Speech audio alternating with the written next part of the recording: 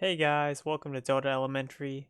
I'm Malefic, and this is Play Like a Pro Episode 1, featuring Mason and his PA and his Weaver. And I'm just going to be talking about the things that I kind of learned from watching his replay and what I think is important. So to start, Mason has had a pretty normal lane where he's gotten bullied by an Enchantress and Earthshaker. And right now he kind of just wants to leave the lane. So what he does is actually pretty interesting. After TPing to the shrine and healing up, he actually heads over toward mid lane to gank.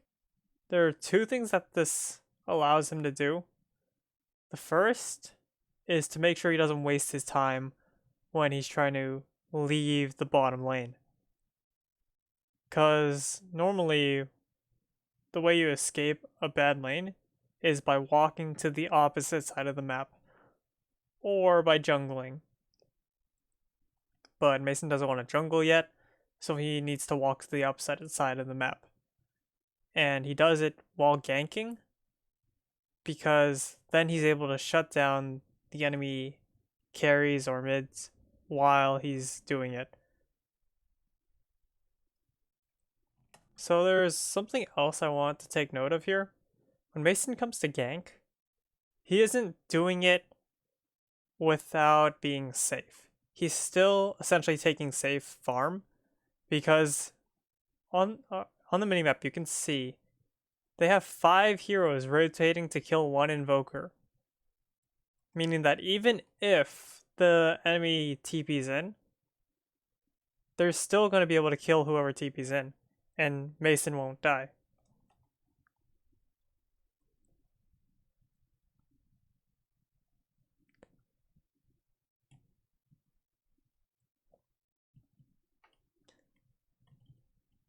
The same thing happens top, where they have 3 heroes rotating in to kill a single Arc Warden.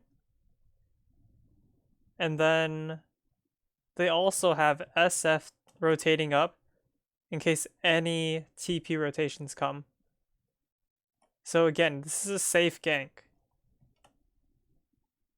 So the same thing kind of happens in this following clip, where Mason sees that Enchantress is in the area he wants to play, so he decides to leave. And the way he does this is, again, by ganking in a very safe way, so that there's no chance he dies. He sees Chen really deep, and he has support there already. And then he calls for 2 more people to TP in to help. So now they have a 4-on-2 against the 2 supports. There is actually no way Mason dies here. And then they get a kill. And Mason is now in the area he wants to be. Again, right here, he purposely waits so that there's 0 chance he dies to this Arc Warden. Like, he actually waits for like 2 seconds before jumping in, because he needs to make sure he doesn't die. The second thing I want to do is talk about how Mason fights around his items. When he got his Desolator, he didn't fight, because it doesn't really change how his hero works. He's still the same PA, but he just does more damage. But when he gets his BKB, he becomes a different hero during fights. He's no longer as kiteable, so this is when he chooses to fight.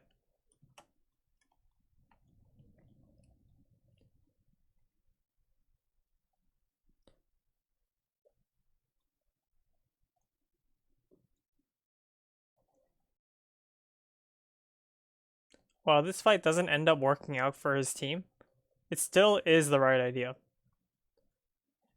And after fighting, he realizes he can't do it yet. So he waits until he has his next item before fighting again.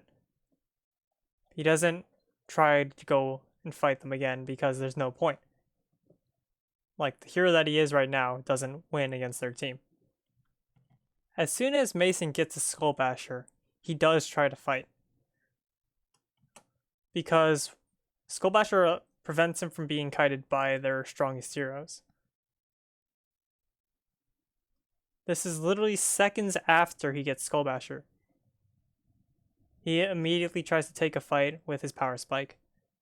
Because carries generally spike around their items rather than their abilities. So in the second replay, Mason is playing Weaver, and his laning stage has been pretty normal so far, with him and Warlock against the Enigma, but Tusk has ganked a few times, leading to Weaver having a pretty solid advantage over the Enigma. But even with wanting to stay in his lane, he still goes to gank mid when he sees the opportunity. And he always does Mason always does these ganks as a carry when he has an overwhelming advantage. In this case, they had 2 cores against the weakest support on the enemy team. So then Mason sees another opportunity to gank, and he goes for it. It's another safe gank. That's the thing. He always goes for safe ganks. In this case, it is a 3-on-1 against the enemy carry, with Tusk, Axe, and Weaver, with a fresh blink on the Axe, which is why he came up to gank. So the same thing happens where Mason doesn't try to fight until he has his hero changing item. In this case, it was a fresh Linken's.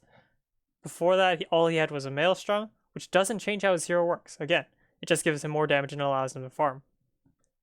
But as soon as he gets his Linken's, he immediately takes a fight with his team. And what do you know? It works out for them because he's hit his Power Spike around his item again. Thanks for watching the video. I plan to make this a series, hopefully bi-weekly or so. Let me know in the comments what you think, and see you later.